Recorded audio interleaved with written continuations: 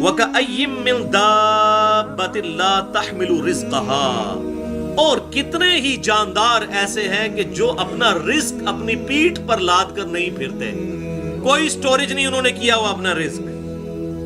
یہ سورۃ العنکبوت آیت نمبر 60۔ کتنے ہی چلنے پھرنے والے ہیں کہ وہ اپنا رزق اپنی پیٹھ پر لے کر نہیں پھرتے۔ اللہ یرزقها، اللہ تعالیٰ انہیں رزق دیتا ہے، وَإِيَّاكُمْ، اور تمہیں بھی اللہ ہی رزق دے گا، وَهُوَ السَّمِيعُ الْعَلِيمُ، اور وہی سننے والا علم والا ہے۔ یہ بہت بڑی اللہ تعالیٰ کی کوالٹیز ہیں، ہر مخلوق کی ہر آواز کو ہر وقت سننا اور اس کا علم رکھنا۔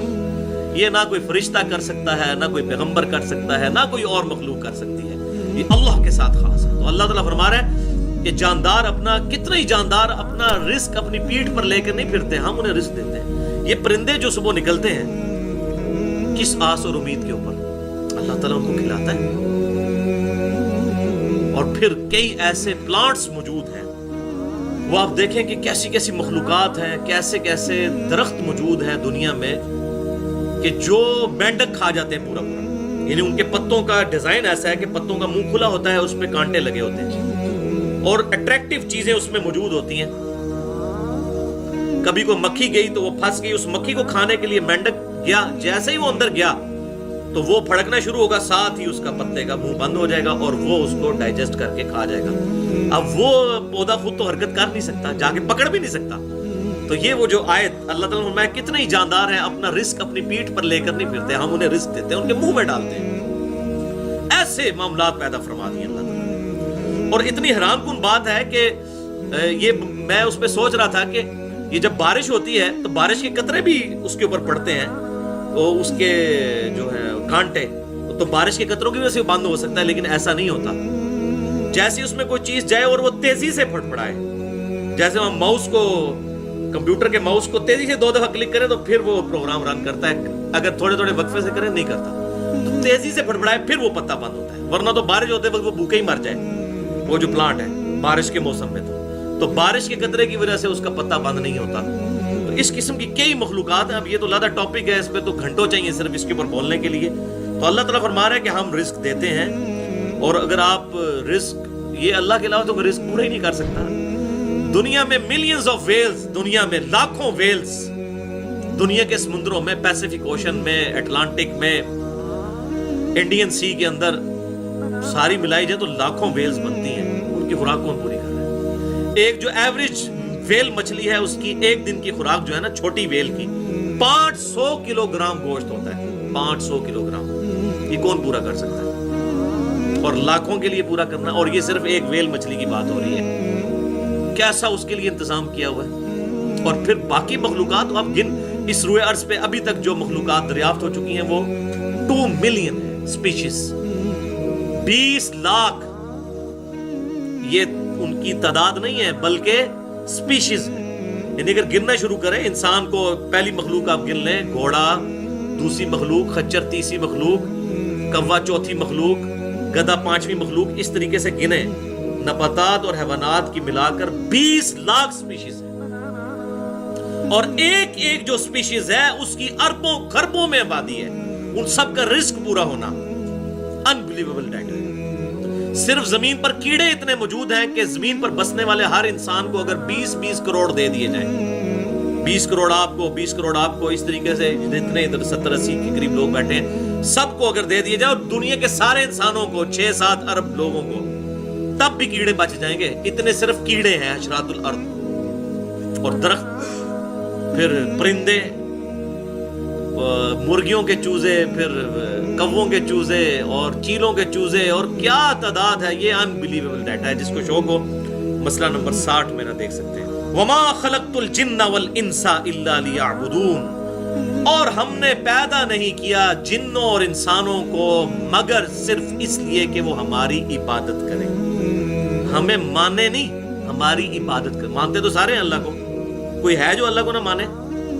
تو بہت بے وقوف ہو تو وہ نہ ماننے والا ہو ایتھیسٹ، ادروائز تو as far as God is concerned, کوئی بھگوان کہہ دیتا ہے، کوئی اسے ایشور کہہ دیتا ہے، کوئی گاڈ کہہ دیتا ہے، کوئی اللہ کہتا ہے، اور کوئی سپریم بینگ کہہ دیتا ہے، کوئی سائنس کی لینگویج میں سپر نیچرل ایجنسی کہہ دیتا ہے، مانتے سب ہیں ایک سپریم بینگ کو۔ تو ماننا کافی نہیں ہے، بلکہ اس کی عبادت بھی کرنی ہے، ٹوٹل اوبیڈینس، اس کی اطاعت کرنی ہے، اس کی ورشپ کرنی ہے۔ وہ سارے رسوم، ساری رسمیں، چاہے وہ نماز ہو، چاہے روزہ ہو، قربانی ہو، جھکنا ہو، ہاتھ باندھ کر کھڑا ہونا ہو، سجدہ کرنا ہو، یہ سارے پوسچرز اس ذات کے لیے خاص کرنے ہیں۔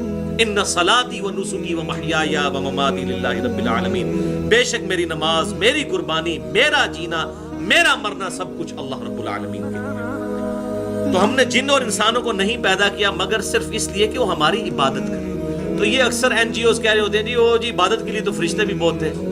بھائی جی تمہیں ٹھیکہ ملے ہوا ہے اس گل کا کہ تسی لوگوں کو گائیڈ کرو گے، تو یہ بڑی ایکسٹریم بات لوگ کر دیتے ہیں۔ اسی طریقے سے بعض دوسری ایکسٹریم پہ چلے جاتے ہیں، وہ کہتے ہیں جی بس نمازیں ہی نمازیں ہیں، بے شک رشتہ داروں کا مال دبا لو، وراثت میں بھائی کی جائیداد دبا لو، کوئی فرق نہیں پڑتا۔ اگر داڑھی رکھی ہوئی ہے تو جس طرح اپنی داڑھی اور پگڑی سے پبلک کو دھوکہ دیا ہوا ہے، قیامت والے دن اللہ کو بھی دھوکہ دے لیں گے، بریکٹس میں۔ تو ہم نے جن اور انسانوں کو نہیں پیدا کیا مگر صرف اس لیے کہ وہ ہماری عبادت کریں۔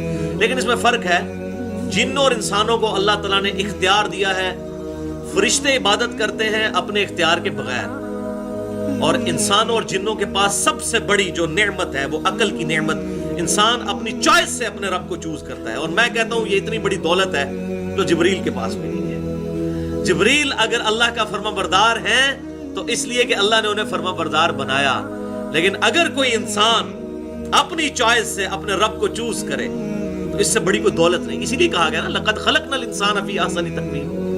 ڈاکٹر اقبال نے کہا کہ فرشتے سے بہتر ہے انسان بننا، وہ واقعی انسان بننا، بندے دا پتر بننا، خالی یہ چلتا پھرتا حیوان نہ ہو، واقعی انسان بننا جو اللہ تعالیٰ کو ریکوائرڈ ہے۔ تو انسان کے پاس سب سے بڑی دولت یہ ہے کہ انسان اپنی ول سے اپنے رب کو چوائس کرتا ہے۔ الحمدللہ۔ ما اريد منهم من رزق وما اريد ان يطعمون، میں ان سے یہ تمنا نہیں رکھتا ان تمام مخلوقات سے کہ وہ مجھے رزق دیں، اور نہ یہ میری خواہش ہے کہ وہ مجھے کھانا کھلائیں۔ ان اللہ هو الرزاق ذو القوۃ المتین، بے شک اللہ ہے جو لوگوں کو رزق دینے والا ہے اور وہ زبردست قوت والا ہے۔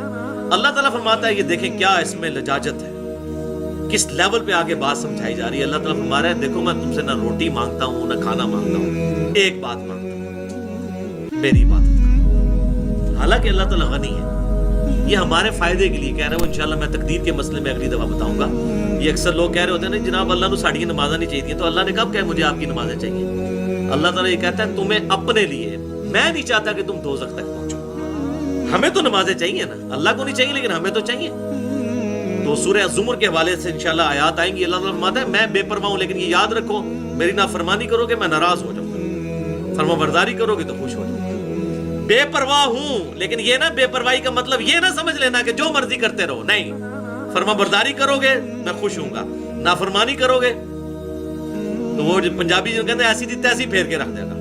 اور حقیقت بات ہے، سورہ غافر میں یہاں تک آیت آتی ہے کہ قیامت والے دن اللہ تعالیٰ اپنے دشمنوں کو جب عذاب دے گا تو اللہ تعالیٰ پوچھے گا ہاں بھائی تکلیف ہو رہی ہے؟ سورۃ المؤمن بھی کہتے ہیں، سورہ غافر بھی سے کہتے ہیں، شروع میں ہی آتا ہے، کہیں گے یا اللہ ہو رہی ہے، تو اللہ تعالیٰ فرمائے گا اس سے زیادہ مجھے تکلیف ہوتی تھی جب تمہیں دنیا میں میری طرف بلایا جاتا تھا اور تم گردانی کر جاتے تھے۔ دیکھیں اس لیول پہ جا کے بات کو سمجھانا، قیامت والے دن اللہ تعالیٰ فرمائے گا مجھے اتنی تکلیف ہوتی تھی جب تمہیں میری طرف بلایا جاتا تھا، آپ کوئی بلاتا کہتا ہے تسی اپنی قبر جانا میں اپنی قبر میں، اس سے بڑی تو کوئی جرت نہیں ہے۔ اس کی بجائے کوئی شخص یہ آپ کو آگے کہے کہ جناب یہ 7 والی گلی میں جو ہے وہ گورنمنٹ کی طرف سے اناؤنسمنٹ ہوئی ہے کہ جو جیلم کے جتنے شہری ہیں اپنا شناختی کارڈ دکھا کے 1-1 لاکھ روپے لے لیں، تو کوئی یہ نہیں کہے گا تو اپنی قبر جانا میں اپنی قبر ہی، کہیں گے جناب بڑی مہربانی جناب دس دیتا جائے، یہی کہیں گے نا۔ لیکن آخرت کی کوئی بات کرے تو فوراً اس کے اندر تو اپنی قبر جانا میں اپنی قبر میں۔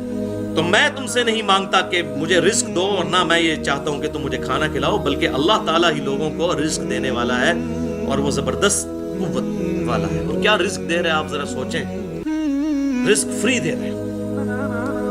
آپ سوچ رہے ہوں گے فری کون سا رزق دے رہے ہیں؟ بھائی فری وہ رزق دے رہا ہے جس رزق کے بغیر آپ 2 منٹ سے زیادہ زندہ نہیں رہ سکتے۔ کون سا رزق ہے؟ سانس فری ہے، کوئی ٹیکس نہیں اس کے اوپر. یہ پانی سے روٹی سے بھی بڑھ کر ضروری ہے.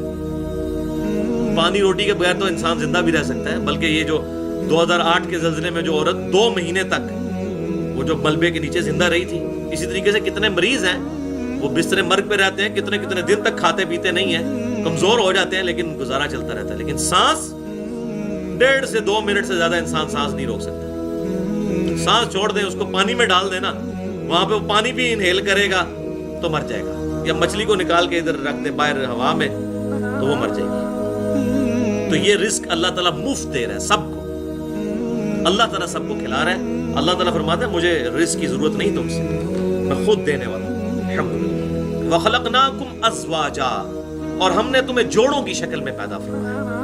انسان ہو, جاندار ہو, ایون پلانٹس میں بھی نر اور مادہ, میل اور فیمیل جوڑے موجود ہیں.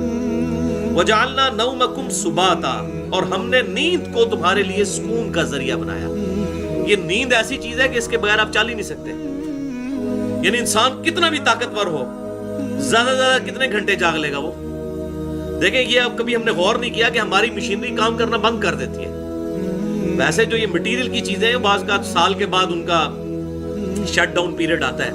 یہ جو فیکٹری ہیں خصوصاً پروسیس انڈسٹریز ہیں, سال میں 1 دفعہ ان کو بند کیا جاتا ہے. لیکن انسان ایک ایسی مشین ہے جو 2 دن کے اندر 2 نہیں تو زیادہ سے زیادہ 3 دن تک اس کے بعد شٹ ڈاؤن ہو جائے گی. اس کو آپ جہاں پہ بھی رکھیں گے اس کو نیند آ جائے گی. یعنی ہم سوئے بغیر اگلے دن کو کام ہی نہیں کر سکتے. اور دیکھیں سونا کتنا امپورٹنٹ ہے, ہمیں یہ بالکل پتا ہوتا ہے کہ یہ کام ہم نے کرنا ہے, باقی سارے کام ہم آگے پیچھے کر دیتے ہیں. اس کو بھی کتنا آگے پیچھے کریں گے, الٹیمیٹلی سوئے بغیر گزارا نہیں ہے. یہ انسان کی اللہ نے یہ بھی ایک خوراک رکھ دی ہے ایسی, نیند, اس کے بغیر گزارا ہی نہیں ہے. یعنی ہم کتنے لاچار ہیں کہ بغیر سوئے ہوئے گزارا نہیں. اب آپ کو سمجھ آئی, لا تأخذہ سنۃ ولا نوم.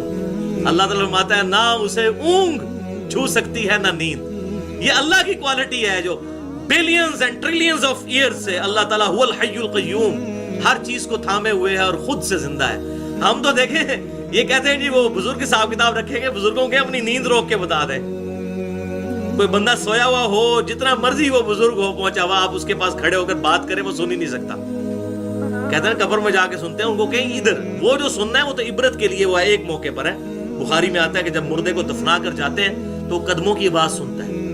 وہ صرف اس لیے کہ وہ سارے سنتے ہیں, وہ ابو جہل بھی سنتا ہے, ابو بکر عمر عثمان والی بھی سنتے ہیں, میں اور آپ بھی سنیں گے, تاکہ نیک آدمی ہے وہ کہے شکر ہے یہ تو مجھے چھوڑ کر چلے گئے, میرے اعمال تو میرے ساتھ ہیں. اور جو گناہگار ہے اس کی حسرت میں اضافہ ہو کہ ان پہ مجھے تکیہ تھا جو مجھے چھوڑ کے چلے گئے, مجھے تو اپنے اعمال ساتھ لانے چاہیے تھے. اس سے پکڑ کے پتہ نہیں کیا مسئلے نکال لیے. بھائی کوئی کچھ نہیں کر سکتا. جو کہتے ہیں نا وہ مرنے کے بعد سن سکتا ہے, اس کو کہیں جو یہ لیٹا ہوا شخص ہے سامنے, اس کے سامنے بات کر کے بتائیں, وہ سن کے بتائیں. کوئی نہیں سن سکتا. انسان تو اتنا لاچار ہے اپنا پیشاب نہیں روک سکتا, نہیں روک سکتا, اور پیشاب بند ہو جائے تو کوئی جاری نہیں کر سکتا. یہ بات حقیقت ہے.